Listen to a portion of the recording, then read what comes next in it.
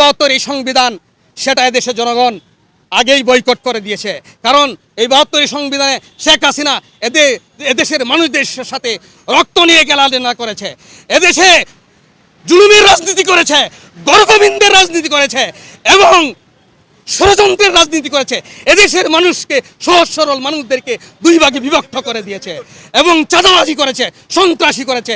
আর সেই সংবিধান তো মানে এই জুলাই সনদের মাধ্যমে টিকবেই না, সেটা এই সরকার দল বোঝা উচিত এবং বুঝতে হবে।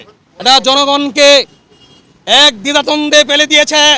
জনগণ প্রশ্নের উত্তর দিতে পারে না, জনগণ দ্বিধান্বিত হয়েছে। মাননীয় প্রধানমন্ত্রী, আপনি জনগণকে প্রশ্নের মধ্যে রাখবেন কেন? জনগণ কি অপরাধ করেছে? চুপ কেন রাষ্ট্রপতি থাকবে? আর সেই উত্তর কেন জনগণ দিতে হবে? আপনারা মন সংসদে কি করেন?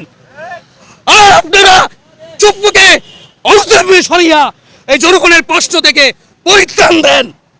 যদি শেখ হাসিনা যদি মনে করে দেশের প্রধানমন্ত্রী, তাহলে আপনাদের কেমন হবে? জুলাই যোদ্ধাদের কি হবে? কোন গতি থাকবে? থাকবে না। সুতরাং চুপকে অনতিবিলম্বে এই মহান সংবিধান তো আসতেই পারে না, তাকে প্রত্যেকটা এই স্বৈরাচারের যে অপরাধ, পাপ, যে অপরাধ যে করেছে, অন্যায় করেছে, সবগুলির সাথে এই চুপ্পু জড়িত আছে। আমি মনে করি ওনাকে অনতিবিলম্বে সরিয়ে দিতে হবে।